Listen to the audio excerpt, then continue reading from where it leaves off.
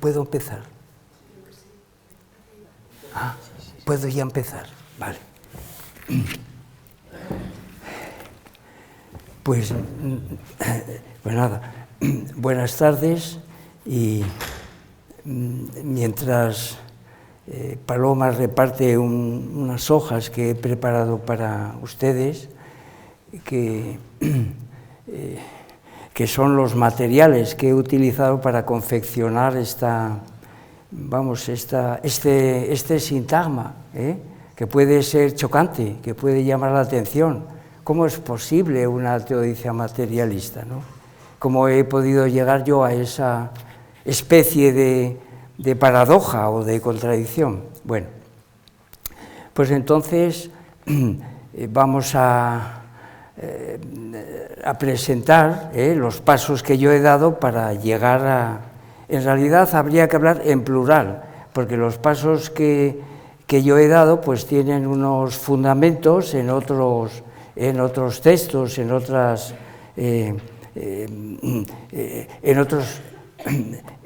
libros, ¿verdad?, de los que vamos a partir. Muy bien. Dicho esto, entonces empezamos.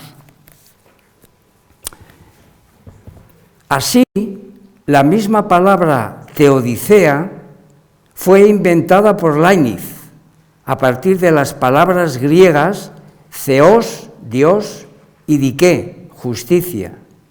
Y su significado es doctrina de la justificación o justicia de Dios, vale decir, prueba de que Dios no es culpable de injusticia alguna, ni de males, de sufrimiento o de autoría del pecado. Leibniz comenzó a emplear tal vocablo a partir de 1969. El fragmento que acabo de leer, pues pertenece su autor es Enrique Romerales, y es la introducción a los ensayos de Teodicea.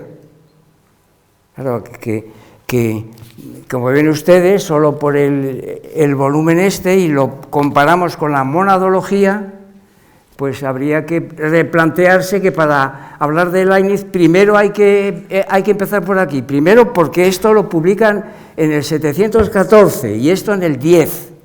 Y esto es resultado de esto. Bueno, pues nada, esta es la cuestión con la que quiero comenzar, y porque realmente los fundamentos de la concepción del mundo, de la monadología de Leibniz, pues están elaborados 4 años antes, los fundamentos están aquí, ensayos de Teodicea sobre la bondad de Dios, la libertad del hombre y el origen del mal. Bueno, ¿de qué manera llego yo a este resultado, verdad? ¿Por qué me meto en el berenjenal de entrar en esta obra tan ardua, tan compleja, podríamos decir, extravagante, mucho más que la monadología, ¿verdad? Estos ensayos de Teodicea. Como siempre, el maestro es don Gustavo Bueno, porque él no tuvo sí que hizo una brillantísima introducción a la monadología, pero es que en esa introducción nos remite continuamente a la Teodicea.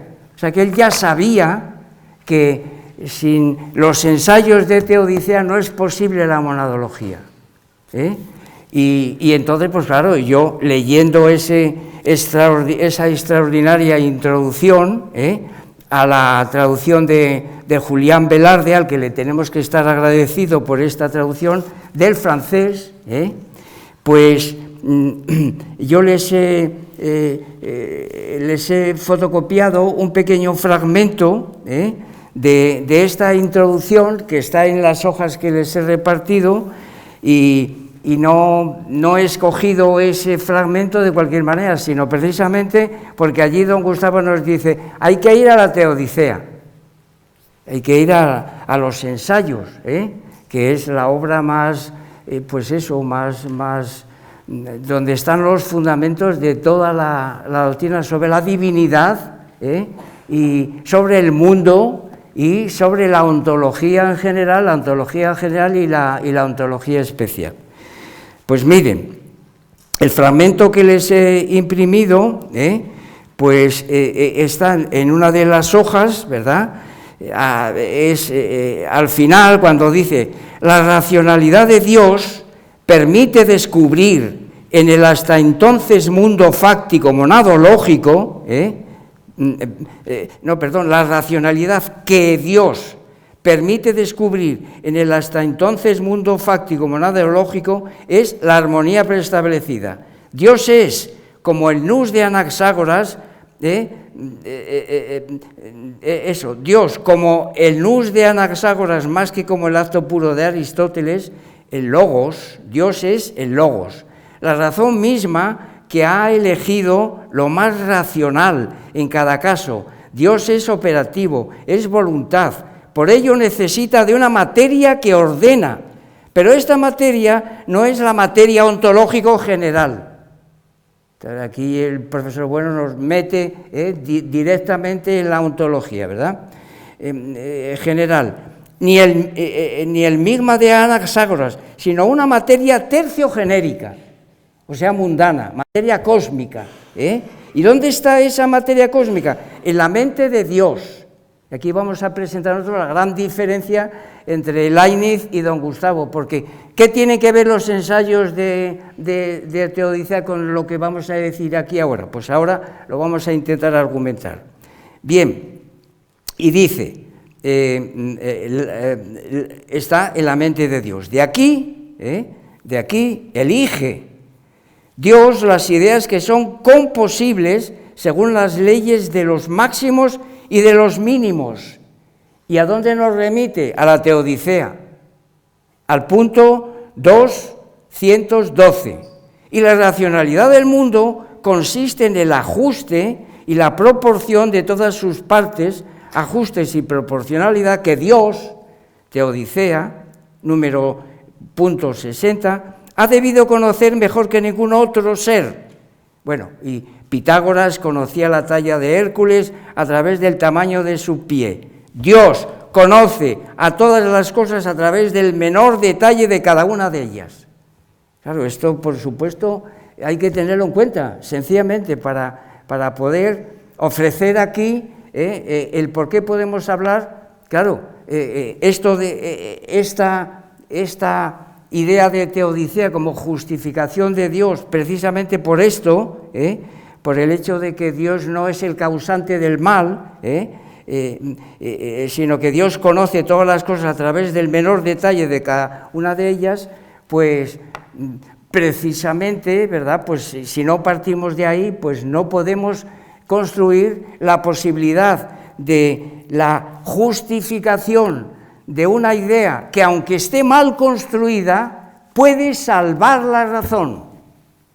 Este es el argumento al que vamos a terminar. Es decir, el argumento fuerte que vamos a presentar aquí es que la idea de Dios, desde el ateísmo esencial total, pues es imposible, porque es una idea mal construida. Pero ¿en qué consiste la inversión que yo veo que hace Gustavo Bueno con respecto a los ensayos de Teodicea? ¿Por qué yo postulo la posibilidad de una Teodicea materialista? Pues porque cabe la posibilidad de que esa idea mal construida, contradictoria, todo lo que queramos, pues sin embargo, pues tiene alguna realidad cósmica, precisamente a través del Dios de la Iglesia Católica. Algo de esto ya apuntó Fajarnés, pero este es el asunto, este es el resultado. Es decir, que aun manteniendo el ateísmo esencial más total, sin embargo, podemos sencillamente, que es la conclusión a la que vamos a llegar aquí, pues que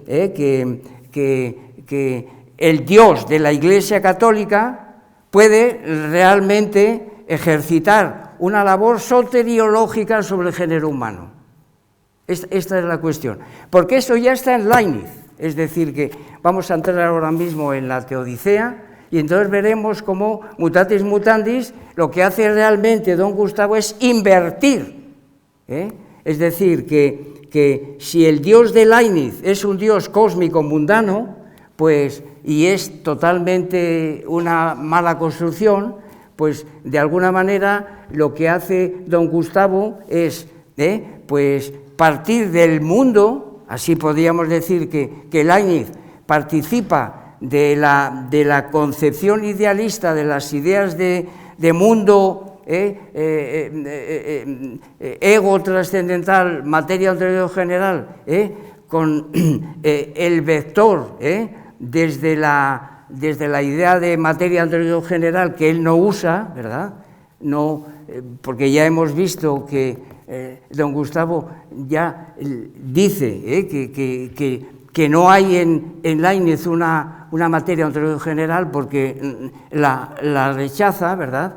Pero sin embargo, el profesor Bueno desde el mundo pues se da cuenta de que el Dios de la Iglesia Católica pues ha jugado un papel importante y es el que vamos a desbrozar aquí ahora mismo. De hecho, Faganés ya lo ha apuntado, ya lo ha insinuado, pues vamos a abundar en ello. Muy bien, vamos a entrar en la Teodicea, ¿no? Y es a partir precisamente pues de el punto al que nos lleva don Gustavo, que es el punto 212, como hemos visto, ¿verdad? Y está en la página 490.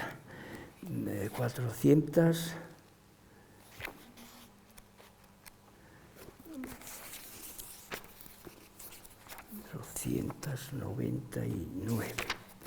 Sí, este asunto, ¿verdad? Dice, lo que llama a engaño en este tema, como ya he señalado, nos dice Leibniz, es que se nos induce a creer que aquello que es mejor con respecto al todo es también lo mejor posible en cada parte.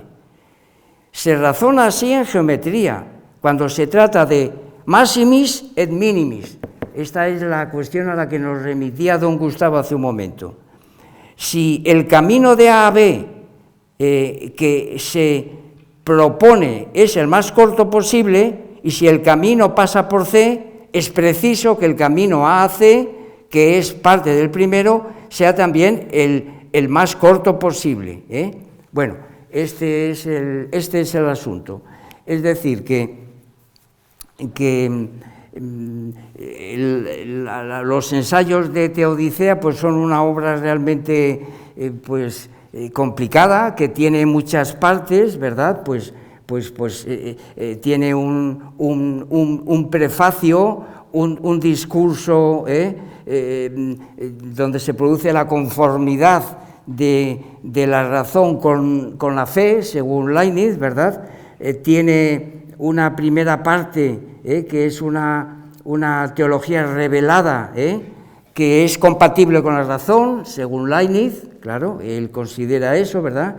Una segunda parte que tiene que ver con el tema que aborda don Gustavo en Dios salve la razón, que es la idea del el mal moral, existe, y tiene que ver con los delirios, esto ya lo apunta Leibniz, ¿verdad? Y la tercera parte que tiene que ver con el mal físico, con el sufrimiento y con el dolor, que también tiene que ver, pues precisamente con esos asuntos de los que habla don Gustavo con respecto pues, a las supersticiones, los delirios, etcétera, etcétera. O sea que es una temática que ya don Gustavo la vio ejercitada ahí, ¿verdad? Y entonces, pues la tesis que yo voy a mantener es que efectivamente él se dio cuenta de que se le puede dar la vuelta, es decir, no hace falta no mantener las tesis de Leibniz de un Dios espiritualista, sino que también esa idea de un Dios que no está, que está mal construido, pues ha podido jugar otro papel. Bueno, dicho esto, pues, bueno, luego hay unos apéndices importantes, pues hay cinco apéndices que vienen a ser como los escolios del animal divino, ¿verdad? Cinco apéndices que, pues eso, que tiene que ver con las controversias, uno dirigido contra Hobbes, otro sobre el origen del mal, ¿verdad? Luego hay otro que dirige a los teólogos, que no está en esta versión, y yo me he tenido que comprar otra versión, porque Leibniz escribía en francés, y esta versión que estoy tomando yo, pues es la traducción del francés, de la misma manera que Julián Lobranya también traduce la monodología del francés, pero Leibniz también escribió en latín y en alemán, y entonces, pues bueno, esto lo recoge esta otra variante. Dicho esto, entonces, pues entramos en un asunto muy rápido. Quiere decir entonces que la ontología de Leibniz es incompleta, es simplemente cósmica, Pues no totalmente, como saben ustedes perfectamente, ¿verdad? En esta introducción, don Gustavo nos indica con todo lujo de detalles, como Leibniz también tiene pues una ontología general, ¿verdad?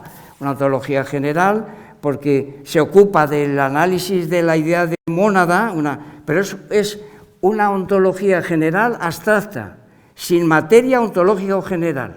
Por tanto, es una ontología sin materia, una ontología general sin materia ontológica general. Es decir, analiza la idea de mónada, que todas sus propiedades son simples, eternas, independientes, etcétera, tienen percepción, apetición, apercepción, y luego pues se rigen por el principio de contradicción, de razón suficiente, y por el concepto de verdades de razón y verdades de hecho. Y luego, pues claro, hay una ontología especial donde don Gustavo ve en la monadología los tres géneros de materialidad: la materia inorgánica, la materia orgánica, el alma espiritual y Dios. O sea que estos argumentos de la teodicea los traslada Leibniz a la monadología, y como tercer género de materialidad. Y entonces Dios es razón suficiente, es ser perfecto, necesario, pero aquí está la inconsistencia. Al ser mónada, hace de ese sistema algo inconsistente, que ese es un argumento que utiliza don Gustavo Y luego, ¿cuál es la otra propiedad de Dios? La armonía preestablecida. Y entonces aquí el materialismo filosófico no puede admitir esto, precisamente porque el materialismo es, digamos, la oposición radical al armonismo y al orden. Y esto es precisamente la ontología de Leibniz, una ontología tanto especial como general, pero sin materia ontológica general. O sea que es un pato cojo. Es una ontología a medias, pero claro, evidentemente don Gustavo la tiene en cuenta, por supuesto, ¿cómo no la va a tener en cuenta? Muy bien. Entonces, el siguiente paso de esta operación, pues, ¿qué es lo que hice yo? Bueno, claro, es reinterpretar los ensayos de Teodicea como ensayos espiritualistas. Y, de alguna manera, en el ejercicio previo a esta presentación aquí, pues hice un contraste entre estos ensayos y los ensayos materialistas. ¿Y de qué manera? Pues precisamente leer los ensayos de Leibniz desde los ensayos materialistas. ¿Y qué obtuve por resultado?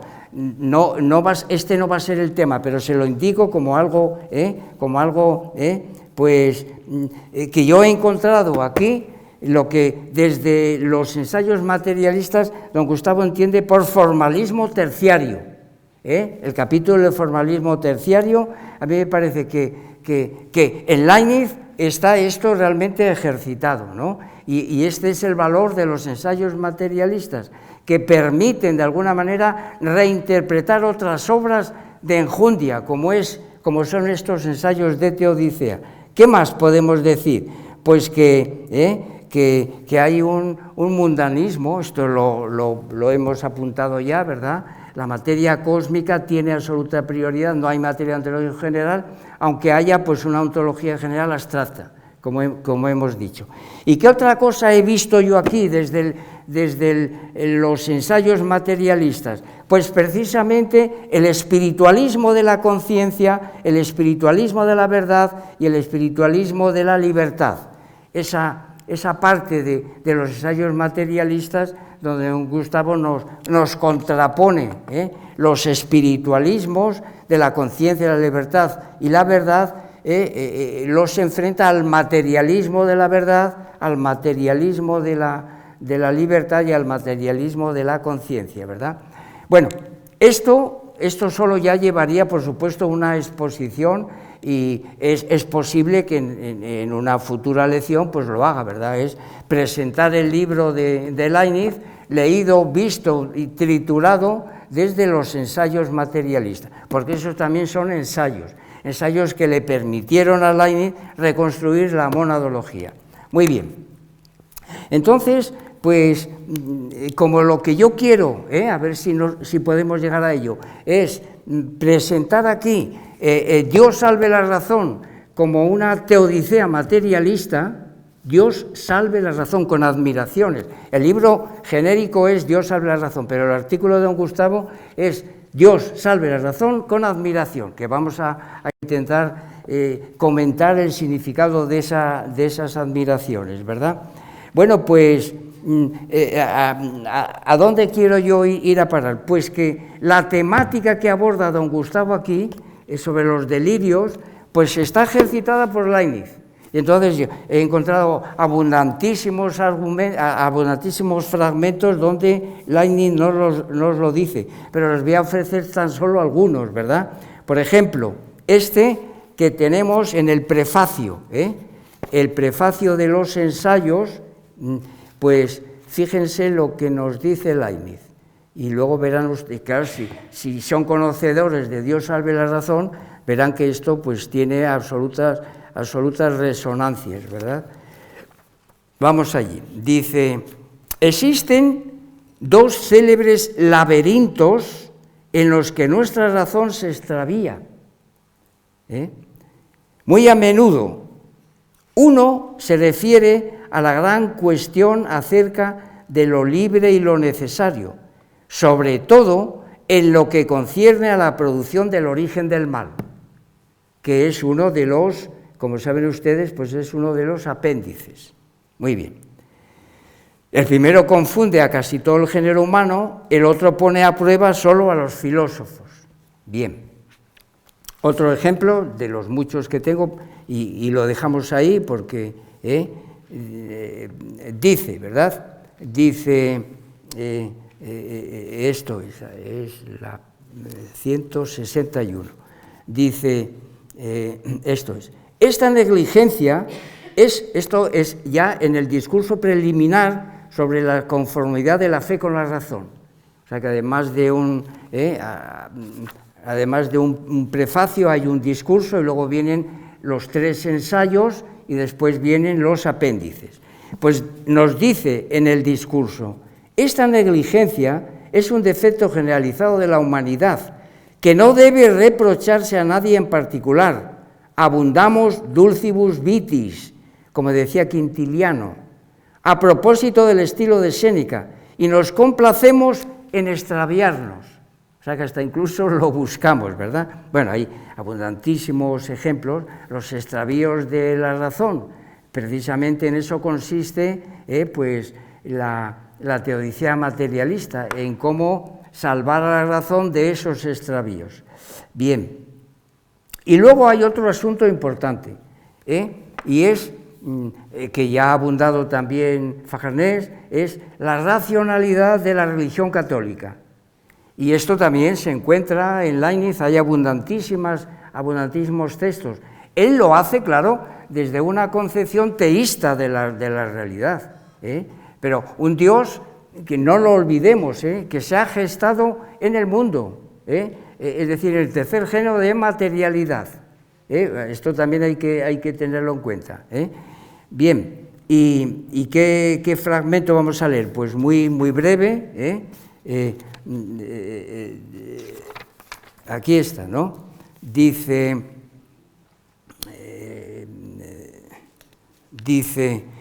si hallara también que cuando los padres de la Iglesia han entrado en discusión, no han rechazado simplemente la razón, y cuando discutían con los paganos, normalmente intentaban poner de manifiesto cuán contraria a la razón es el paganismo y cuánta ventaja tiene la religión cristiana sobre aquel. Incluso en este punto, Orígenes ha mostrado a Celso cómo es razonable el cristianismo, y no obstante, por qué la mayoría de los cristianos deben creer sin examinarlo.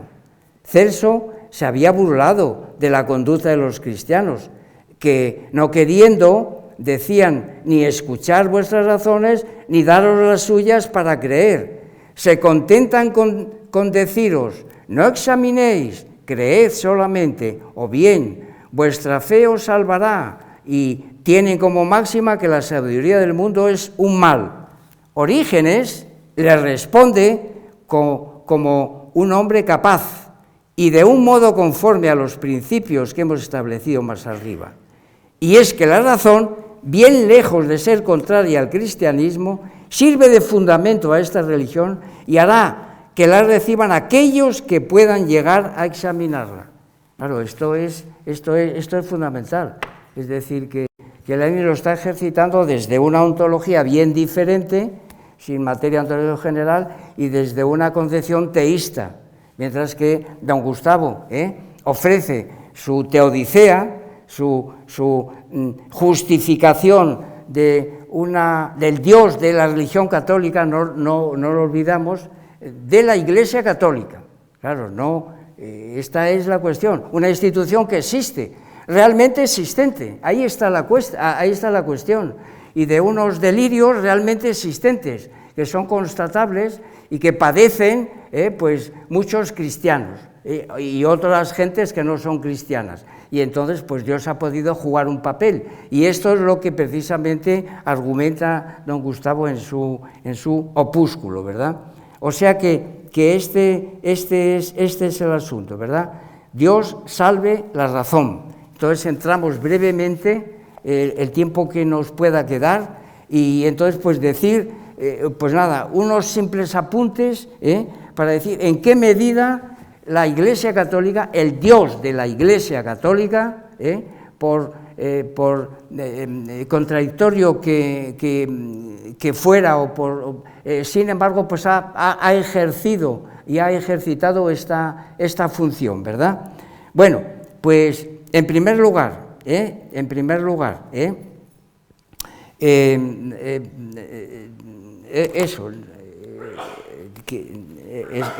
exacto. Vamos entonces a empezar por un pequeño análisis, podríamos decir, filológico. Bueno, sí. Esto es muy importante. Ayer lo dijo Alberto, que ya desde el 2007 don Gustavo tenía esto escrito. La prueba de fuego la tengo aquí. Él en ese año, esto sale en el 2008, porque hubo unos titubeos por parte de los organizadores hasta que se convencieron de que el texto era muy potente y encajaba perfectamente al lado de todos los demás, que como saben ustedes, pues son varios autores que menciona aquí don Gustavo. Y yo recuerdo que en una de esas impagables tertulias que mantuve con él en una ocasión, me viene con esta fotocopia muy contento, muy ufano, mire, esto lo voy a entregar allí porque mire qué trabajo me han encomendado. Él estaba encantado, estaba orgulloso de contribuir de esta manera tan especial, ¿verdad?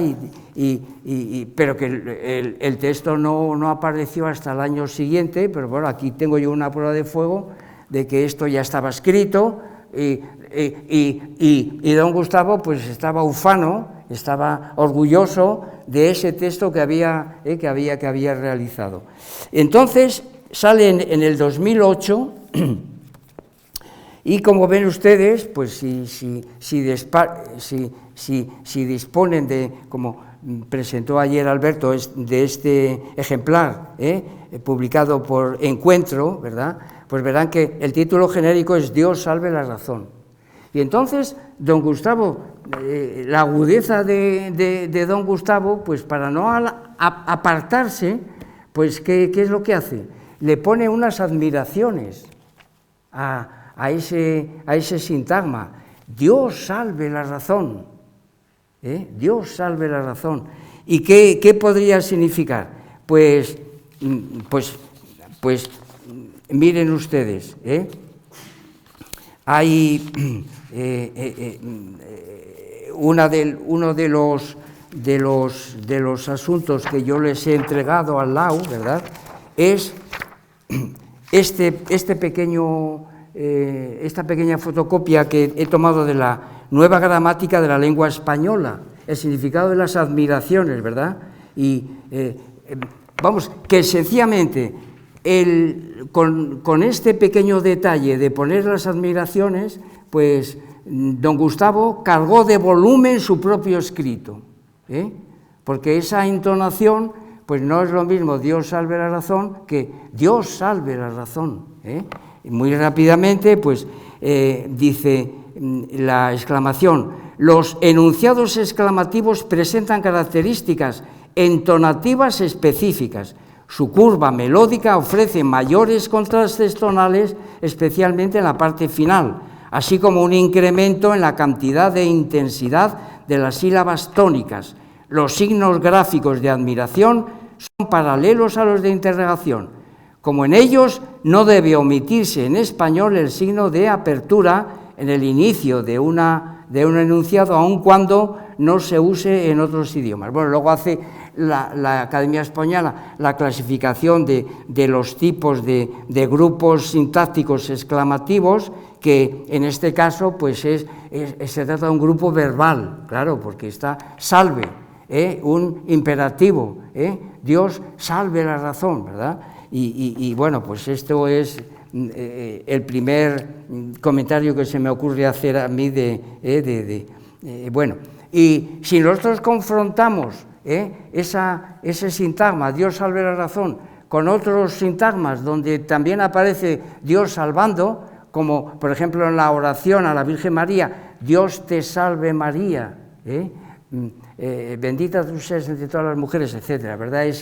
Esa oración, que por cierto va dirigido, atención a esto, que es muy importante, a un numen análogo, porque la Virgen era una persona, y aquí había que distinguir, esto lo han dicho ya los que me han precedido, que no hay posibilidad de religión con los númenes infinitos, porque son númenes equívocos, y en ese sentido, pues, el Dios infinito de Leibniz es un Dios infinito, y por tanto esto no es filosofía de la religión.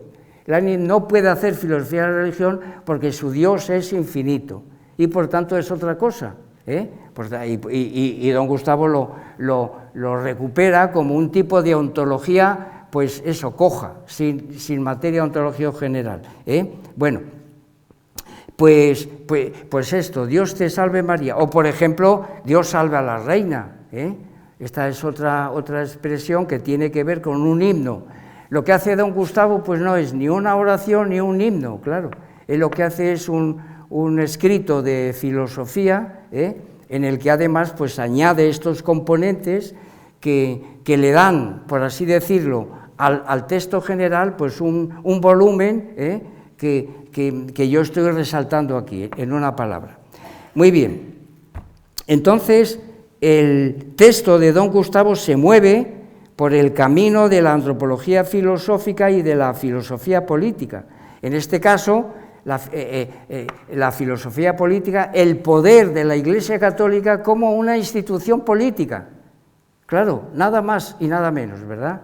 Aunque veremos que luego, en un momento determinado, para salvar la razón, pues está funcionando en ocasiones como sociedad civil. Lo vamos a ver ahora mismo. Bien, entonces, en una palabra, ¿verdad? ¿Por qué usamos, por qué hemos llegado a la expresión teodicea materialista? Bueno, también la idea la he tomado del propio don Gustavo en los ensayos materialistas. Acuérdense, pues que en un momento determinado, a propósito de cuando está hablando del formalismo secundario, el formalismo secundario, hemos dicho que el de Leibniz es terciario, pues cuando habla del formalismo secundario, pues precisamente pues habla de formalismo secundario puede desarrollarse filosóficamente en una dirección prácticamente materialista, en el sentido que hemos dado a esta expresión. Este modelo de materialismo ontológico general es un camino verdaderamente tentador para una filosofía que comience por ser formalista en ontología especial. Y un poco más adelante dice, materialismo idealista, que es otra paradoja. ¿Cómo que materialista idealista? ¿Puede darse esa combinación? Pues don Gustavo la usa aquí, precisamente para referirse a Schopenhauer. Llamó Janet con certera intuición a las corrientes de Schopenhauer. De manera que hablar de eso, de materialismo idealista, o hablar de espiritualismo materialista, pues son posibilidades que se pueden utilizar si tenemos en cuenta o si las reinterpretamos desde las figuras de la dialéctica. Esta es la cuestión. Este es el ejercicio o la operación que yo he hecho, vamos, que hemos hecho, porque yo la he tomado de don Gustavo, y entonces la he aplicado aquí. ¿Y cuál es esa figura?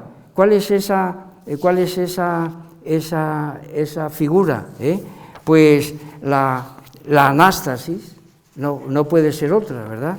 Y yo tenía aquí, claro, ¿qué dice la anástasis? En la anástasis, el desarrollo de un esquema material de identidad conduce a una configuración contradictoria, que es la que tenemos aquí, y que puede haber muchas, como hemos podido apreciar.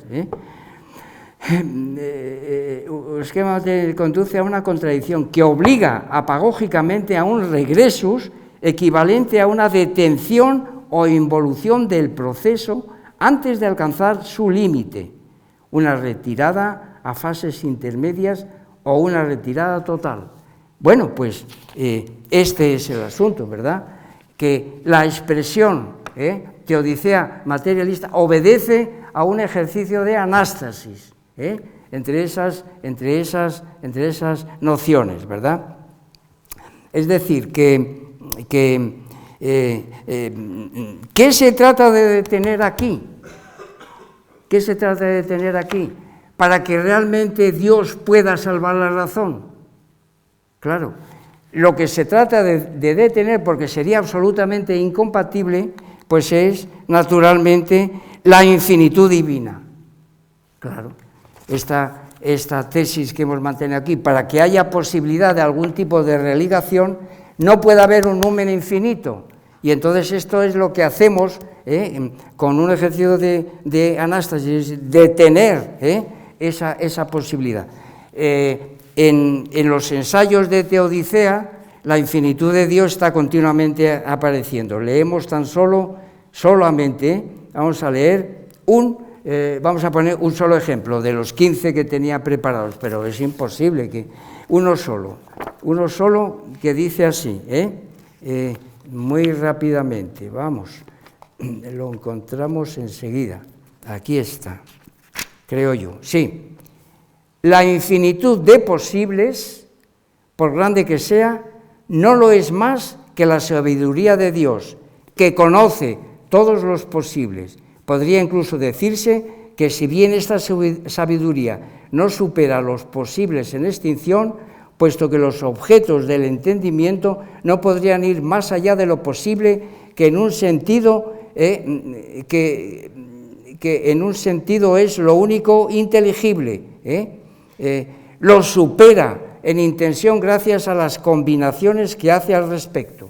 Bueno, nada, sencillamente, un simple ejemplo de esa infinitud. Por tanto, nosotros hemos detenido ese proceso ad infinitum, claro, que esa infinitud no es compatible con la posibilidad de que Dios pueda salvar la razón en el sentido materialista de la palabra, ¿verdad? Y entonces, pues aquí nada, entramos en Dios salve la razón. Como saben ustedes, pues es un texto en el que don Gustavo colabora encantado, así lo dice, al lado de otros muchos, claro. El mejor homenaje, atención, utiliza también el verbo admirar, Dios salve la razón, Gustavo Bueno. El mejor homenaje que como expresión no meramente retórica de mi admiración creo poder rendir a su santidad Benedicto XVI con ocasión de este mi comentario, amablemente pedido por Ediciones Encuentro a la lección magistral dada por él, etcétera, etcétera. Y dice, bueno, al lado de otros autores como Glisman, como Farouk, como Nussenbet, como etcétera. Bueno, y un conjunto de personas que están ahí, ¿verdad? Juaristi, vamos, que están ahí y cuyos trabajos también hay que leer, por supuesto, pero compárenlos ustedes, ¿verdad? Juzguen, comparen y luego juzguen, a ver cuál de ellos. Y don Gustavo pues busca muchas coincidencias con el Papa, claro, y es precisamente la negación del mito también se ha dicho aquí, ¿verdad?, del mito, podríamos decir, de la expresión religiones del libro, de Max Müller. Max Müller es el inventor de esta patraña, según la cual, pues, y luego Lessing le da, podríamos decir, la tonalidad plástica con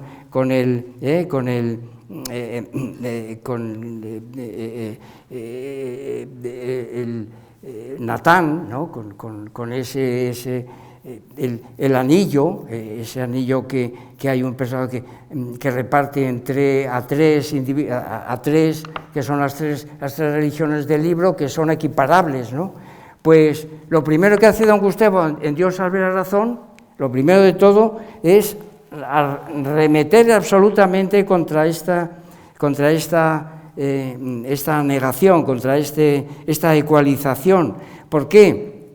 Pues porque dice don Gustavo que hay unas abismales diferencias entre el judaísmo, islamismo, pero atención, también con respecto al cristianismo unitario, que también se da. Hay un cristianismo unitario. ¿Qué figuras? Vamos, Servet, Newton, eran unitaristas, porque les parecía que lo de la Trinidad, bueno, en esto eran arrianos, claro, sencillamente, Santísima Trinidad, bueno. Y precisamente don Gustavo recupera el catolicismo trinitario porque es mucho más avanzado desde un punto de vista materialista, ¿verdad? Bueno, vamos a decir dos o tres textos y ya pasamos entonces a de qué manera la Iglesia interrumpe, corta, libra, cura a los cristianos y no cristianos que sufren por efecto precisamente de los delirios de la razón, que han perdido la razón, en una palabra, ¿verdad? Bueno, entonces, vamos en esta página, aquí. Eso es, dice don Gustavo, Desde este punto de vista habrá que mirar con gran recelo la tendencia a englobar como especificaciones de un mismo género de religión a las tres religiones monoteístas, o como suele decirse desde Max Miller, a las tres religiones del libro, porque el concepto filológico de religiones del libro, circunscrito en las tres leyes o las tres órdenes de vida, Antiguo Testamento, Nuevo Testamento y el Corán, a los que se refiere Benedicto XVI, pues de la página 31 de su texto, no constituye ante todo un criterio adecuado para contraponer las tres religiones monoteístas a otras religiones que también tienen el libro, pues habla de otros ejemplos. Hay otras religiones que también tienen el libro, viene a decir don Gustavo. Pero ¿en qué se diferencia el judaísmo, islamismo y el cristianismo unitario del catolicismo trinitario? Pues en esto, vamos, en una palabra, ¿verdad? Vamos a esta página que es la más importante, a mi juicio, aquí está, donde dice fundamentalmente aquí don Gustavo, ¿verdad? En consecuencia, cuando se aplica el logos a alguna razón divina, es porque está en relación con otras personas divinas, situación que las religiones monoteístas unitaristas, tales como el judaísmo o el islamismo, y luego una página más adelante añade a la figura de Servet o a la figura de Newton, no pueden contemplar, y sí en cambio la religión católica, por su dogma del Dios trinitario de la revelación que estudia la teología dogmática, y que no cabe confundir con la teología natural. ¿Qué es la teología natural? La teología natural es el Dios de los filósofos, el Dios de Aristóteles. ¿Qué es la teología dogmática? El Dios de Abraham.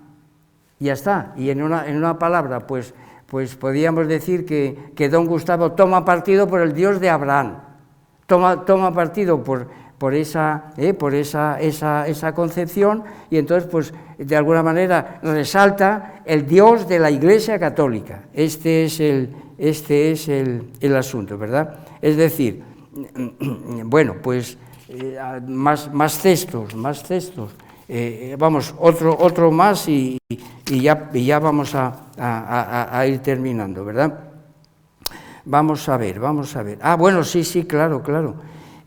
A propósito de el Dios de Abraham, don Gustavo aquí toma partido por Pascal, No conozca a Dios sino a través de Jesucristo, que este es el otro gran tema. Es decir, que la racionalidad del catolicismo trinitario está en el hecho precisamente de que hay una persona, que es la segunda persona, que es un hombre y con el cual podemos dialogar. Y de hecho se produjeron diálogos, ¿verdad? Que luego haya sido divinizada, esto ya es otra cuestión, pero realmente Jesucristo, en el momento que es divinizado, se convierte en un numen análogo, como la Virgen María. No es el Dios infinito de Leibniz, claro, esta es la cuestión, ese es el otro gran asunto, ¿verdad? De manera que ya distingue claramente don Gustavo entre la teología natural y el Dios de Abraham, ¿verdad? El Dios de la razón, y entonces, y ahora ya pasamos precisamente pues a la constatación efectiva de que tan real es la Iglesia Católica como la existencia del mal. Y este es un tema común al de Leibniz, ¿verdad? Y no encierra mayor dificultad, dice don Gustavo, en Dios habla razón, a nuestro juicio, desde el punto de vista del materialismo filosófico, reconocer no ya la posibilidad, sino la realidad efectiva de una degeneración de la razón humana. Y entonces aquí él hace un recorrido por tipos de degeneración. Dice, esa degeneración puede ser estar situada a escala psicofísica. Entonces pone, pues, hace un recorrido por los delirios, ¿no? Pues entre los posibles delirios, pues está el delirio de Capgras. Saben ustedes que es ese delirio que sufren algunas personas, y ya lo creo que son sufrimientos que consideran que otras personas allegadas suyas, pues, y son cercanas, están reemplazadas por enemigos suyos que los persiguen, etc. Bueno, estos son delirios de carácter, podríamos decir, personal, psicológico. Pero don Gustavo dice, no, pero lo que yo quiero apuntar aquí no es tanto que Dios pueda hacer que el Dios de la Iglesia Católica, a través de los sacerdotes, estos puedan ejercer tareas parecidas a las de un psiquiatra, sino que de lo que aquí estamos hablando, pues es podríamos decir, de las degeneraciones sociales, históricas, políticas, ¿no? Es decir, a lo que nos referimos es a la posibilidad de reconocer procesos de degeneración de la razón que pueden ser definidos a escala histórica, social, por tanto, ¿no? Este es el asunto, y lo dice con, pues esto, ¿no? Cantidad de... Bueno, pues, en una palabra, ¿cuáles son precisamente esos males sociales, esos males colectivos, históricos, que realmente han perjudicado tanto a la razón humana, y donde don Gustavo ve que la Iglesia Católica, entre otras instituciones, pues han podido librar o han podido, pues eso, salvar o han podido curar? Pues son, pues vamos a ver, son las supersticiones, los delirios mitológicos de carácter gnóstico, el escepticismo nihilista y el fanatismo o dogmatismo. Para don Gustavo estos son males sociales, y que curiosamente pues resulta que la Iglesia Católica pues ha podido de alguna manera jugar un papel importante. Y además aquí don Gustavo incorpora una pieza fundamental de su ontología general, el ego trascendental. Así de claro, ¿verdad? Este es el asunto. Y vamos a probarlo inmediatamente, ¿no? Es decir, que la Iglesia Católica, el Dios de la Iglesia Católica, es un conjunto de instituciones divinas y una organización totalizadora. Y este es precisamente el papel que le asigna don Gustavo al ego trascendental. Y entonces, pues, ¿qué nos encontramos aquí? ¿Qué es lo que descubrimos? Pues que del mundanismo leibniziano, pues pasamos a la ontología general, donde el ego trascendental pues juega un papel impresionante. Leemos esto, que es absolutamente determinante. Dice don Gustavo, la página 312, el capítulo 6 del ego trascendental, aquí se ha invocado, pues yo lo traigo a colación de esta reconstrucción de la idea de teodicea materialista.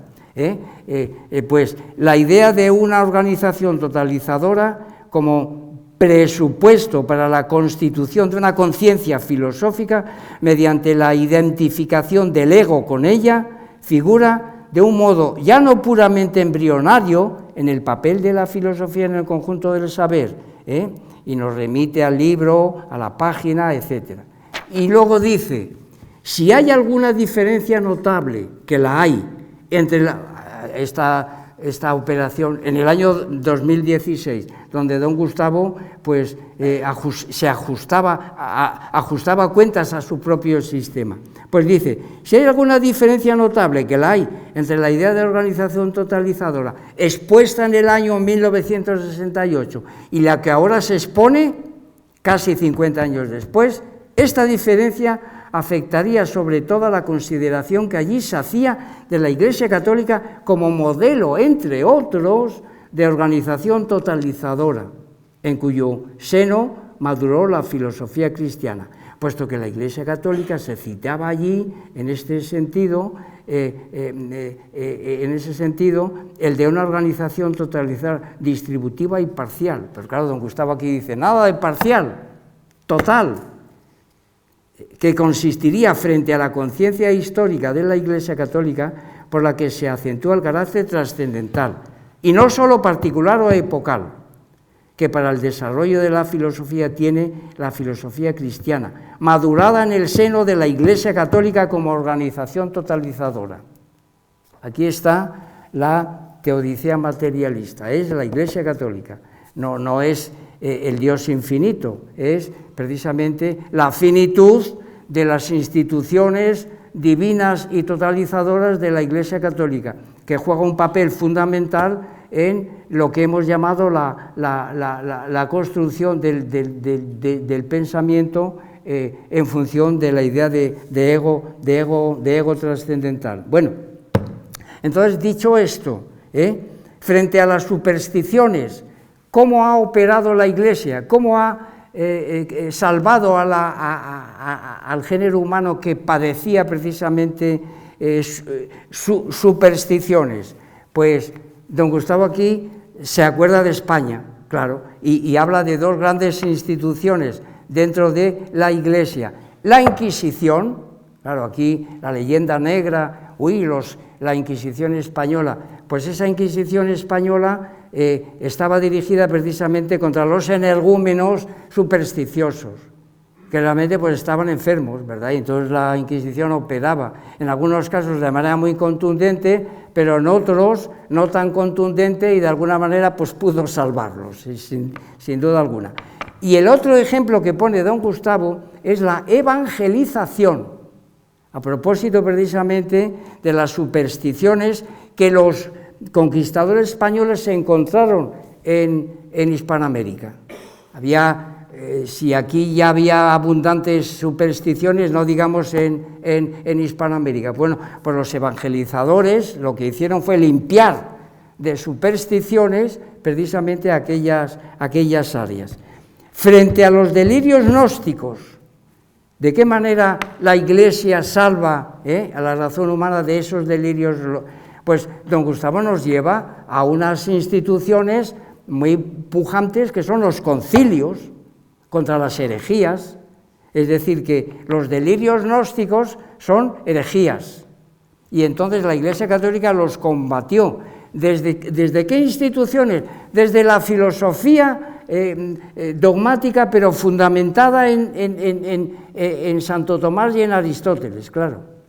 Entonces esto es una potencia enorme que no tenían, pues así decirlo, las consideraciones pues mundanas sobre estos asuntos, ¿verdad?